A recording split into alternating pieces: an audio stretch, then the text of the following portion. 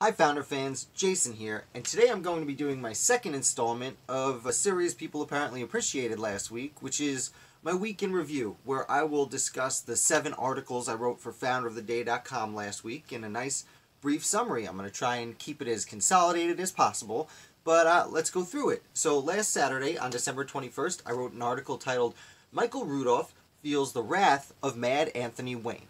So Michael Rudolph is a little-known founder who was a colonel in the Revolutionary War, and then after the war ended, he retired, went back to his home, and nothing much happened. He didn't really excel at much. He was a military man at heart, so he joined back up into the United States Army, and he actually excelled at it and became both adjutant general and Inspector General of the United States Army, which is, a pretty high, powerful position. So he goes out west. It's during the Northwest Indian War. He ends up going out to Ohio, and he takes charge of Fort Hamilton. But unfortunately, it seems he was extremely hard with his discipline, and there were a few deserters who he punished. He made some of them run the gauntlet. He executed some of them. Allegedly, they were under appeal, and they were waiting to hear of an appeal, but I couldn't confirm that. I think that's a rumor. But Willett eventually got in trouble because Mad Anthony Wayne was put in charge of the Army. Washington made him commander-in-chief of the Army, and Anthony Wayne hears about what Rudolph is doing out there, and so he comes and he fires him. Well, he demands his resignation, and Rudolph did this. And it turns out Rudolph was only Inspector General for about 4 or 5 months because the power seems to have gone to his head rather quickly. From there, after he's let go, Rudolph goes and catches a ship, which we believe is bound for France. It seems like he wanted to fight in the French Revolution, but unfortunately his ship is lost at sea. And he's gone. On the next day, on Sunday, I wrote an article titled, The First Chaplain of the U.S. Senate, Samuel Provoost. So Samuel Provoost was an Episcopal leader, and he was an assistant rector at Trinity Church in New York City during the Revolution. However, he's passed over to become rector for another gentleman, Mr. Moore, or I should say Chaplain Moore? No. Anyway. He's passed over because he sides with the British. He sides with the Patriots, but the British take over New York City. Then as soon as the Patriots get back in charge of New York, they oust the Moore guy and put in Samuel Provoost. I believe it's pronounced. 3 O's. Okay. And Samuel Provoost then becomes a bishop, and he's the Bishop of New York. He's the first Bishop of New York State. And then he is not only made rector of Trinity Church, but since the first government under the Constitution, the capital was originally New York City, they chose someone from New York to be chaplain, so he ended up being chaplain of the United States Senate. The next day I wrote The First Battle After Yorktown, Marinus Willett's Pursuit. Marinus Willett is a surprisingly important founder who gets very little credit. He participated in the whole war. He was, first of all, one of the Sons of Liberty in New York City. I know when we hear Sons of Liberty, we like to think Boston, but New York City had a very powerful Sons of Liberty, and Willett was one of the guys raising trouble. And when for example, when the British were leaving the island at first, Willett blocked them from taking certain cannons, and then he quickly rose in the ranks during the war itself. He went on he joined the invasion of Canada. He participated in the Sullivan-Clinton expedition, burning villages in upstate New York. And then, as the main army moved south to Yorktown, Willett went north, and he was in charge of New York State, which was still having problems with raids despite these years of burning villages to try and put a stop to it. So the Continental Army wins at Yorktown in mid-October. But word traveled slow back then, and all the way up in upstate New York, Willett didn't hear this. So he had been pursuing the British, and they met at Johnstown, New York, at the Battle of Johnstown, which actually occurred after the war should have been over. But again, word traveled slow, and Willett got very fortunate because he split his army in half and sent one half around back and attacked the British, and they were winning. The British were winning, but then the other half showed up and helped scare him off.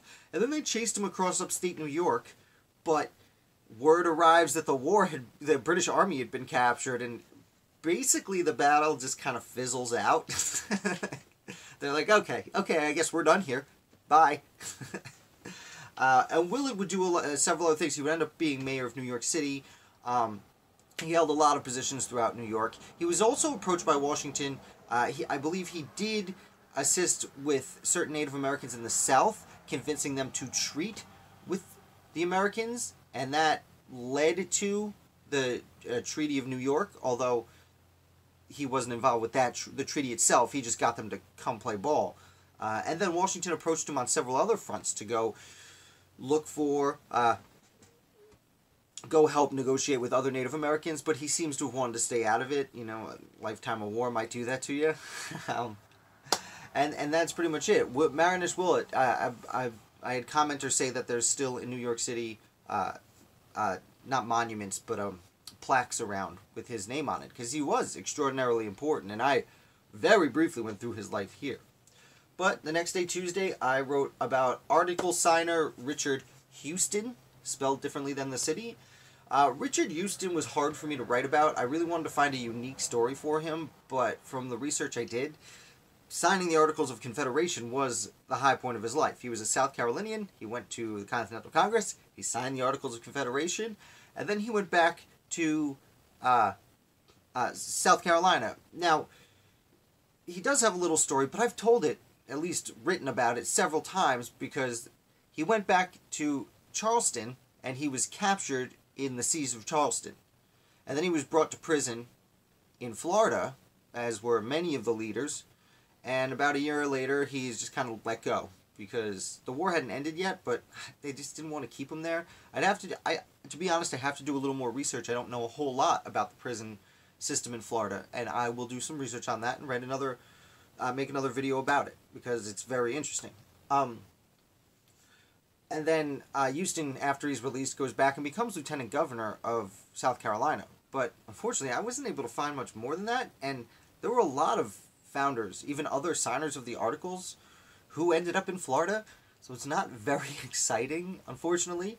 As I've said on my website numerous times, when I'm writing an article, a lot of my articles I can research for like half an hour, and be like, all right, I know this guy, I know what we're doing, I can place him in the revolution and build a story. But the people I research for 2 or 3 hours, you can't find anything. I have to write about them because I've put hours of research in. Unfortunately, writing every day, not every article is going to be the best article. And sadly for Richard Houston, that was the situation. I made it brief so that I didn't waste anyone's time. But it's going to happen once in a while. I apologize when it does. I like to think about 85-90% of my articles are high quality. I try. I want to write stories that are entertaining. And usually I can find a story real quick. Sometimes it takes forever and I don't find one. Sorry, Richard Houston. But on Christmas, on December 25th, I wrote Washington Goes Home for Christmas. And this is just a recap of a story that I've told probably several times on this channel. I talk about all the time. It was about Washington resigning his commission after the war is over at the Continental Congress in Annapolis. I believe they were meeting at the time. And then returning home just in time for Christmas with Martha. It's just one of those grade A stories. There's not much more to it than that. I had a video 2 days ago about Washington and his sadder Christmases, so I'm not going to belay that point. Yesterday I wrote an article titled Reforming Wayward Women, William White and the Magdalen Society of Philadelphia. It's a mouthful, a lot of W's. So William White, I stumbled onto while I was researching for Samuel Provoost, who was, White would also be briefly a chaplain of the U.S. Senate. He was ordained for the Episcopal Church. He actually would not only become a bishop of Pennsylvania, but he would be the presiding bishop, I believe was the title. Yes, he was the first presiding bishop of the Episcopal Church of the United States. So he did that for a year in 1789, and then 6 years later he was again appointed presiding bishop, and this time he would hold that position for 40 years. Like the majority of the beginning of the United States, he was the ranking member of the Episcopal Church, so to speak. So, but William White was actually known for his charitable work. He started many organizations. He was an early and long-time trustee of the University of Pennsylvania, back when it was called, I believe it was Philadelphia College at the time. He would go on to start I think it was Philadelphia School for the Deaf. He started a school for the deaf, which is still around today, under a different name, but it's still there. And he was president of that for a while. And most notably for me, he started a Magdalene Society, the Magdalene Society of Philadelphia. And if that name sounds familiar, it's named after Mary Magdalene. They were societies for wayward women where they tried to help usually prostitutes, but any down on their luck woman. They would try and help them acclimate back into society. The Magdalene Society started in England and Scotland, and this was the first one in the United States. Excuse me. There would be a few more would grow, but they tried to help these women. Now, unfortunately, they didn't usually help. The women usually came in, got some clothing, slept for a few nights, and then went back out to the streets. That the society would develop. It is actually still around. It's gone through many name changes and like format changes. Now it is known as the White Williams Scholars. It's named after William White and another gentleman, something Williams, who came later on. And the White Williams Scholars today help both boys and girls who are underprivileged in Philadelphia. So a great organization. So literally between the School for the Deaf and the Magdalene Society, William White started two organizations that are still around today and have inspired charitable organizations around the country. Many other Magdalene Societies popped up. Schools for the Deaf obviously grew when other cities had the wealth and the ability to do something of that nature. What I noticed about the Magdalene Society too is it took in women who were trying to escape abusive households, which today, domestic abuse shelters are in, I would assume, every city in the country. But this seems to be the first time that idea was taken in. Granted, they were lumped in with prostitutes, and again, the women received more of the blame for the situation than they probably should have. But again, they were trying to get these women back on track. And to finish up today, just today I published Federalist Friday, and it was number 61, which I titled Unspecified Elections. So in Federalist 61, Alexander Hamilton is still, for like the third or fourth week, talking about elections in the House of Representatives. The Anti-Federalists were really not happy about giving the power to control elections to the federal government. But in this one, their complaint is that the Constitution does not specifically say that when you're electing a delegate to the House of Representatives from your county, that the election has to take place in your county. And they're more or less saying, well, if you I live in Onondaga County, and the next county over is Cortland County. So they were saying, oh, the federal government can just say Onondaga County elections are going to be held in Cortland. And back then, when no one had cars, that would have been a lot of trouble for people to do. So Hamilton acknowledges, like, okay, we could have put that in. That makes sense. Sure. But New York State, who again is where they were writing the Federalist Papers and where a lot of anti-federalist sentiment was located, New York State didn't have this in their constitution, and they didn't seem to have this problem, because that would be kind of a crazy thing, and if someone recommended that, they would be voted out That's why we have elections for the House every 2 years. And that's why at the time, the states had senators and the states appointed senators. So if someone tried to make this ridiculous change, there were multiple checks and balances to prohibit it. Again, Hamilton acknowledges, yeah, we probably could have written that in there. I wouldn't have been against that proposal. But we didn't think of it because it's such a crazy idea that they would even propose this, that anyone who's complaining about this being absent from the Constitution is just being nitpicky. You are just finding any reason to promote your anti-federalist idea, whether or not it has basis in reality or truth. Hamilton could be a little pushy in these papers from time to time, and more or less, not even pushy, insulting. He was pretty much straight insulting his opponents. But yeah, so that's Federalist number 61.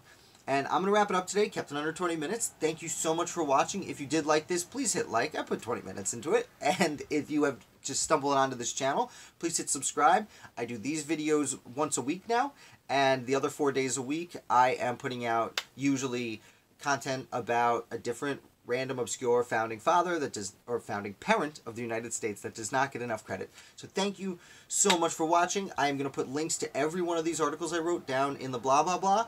And I'm also put a link to my Patreon page if you want to support this site. I would really appreciate that. I'm hoping to hit my first goal, and when I do, I'm going to make ash cakes, which are basically old-timey Revolutionary War food that the soldiers would eat that is more or less a little piece of bread that you bake right in a fire. So it should be a fun experiment. Thank you for watching. Again, I'm Jason, and I will see you on Monday.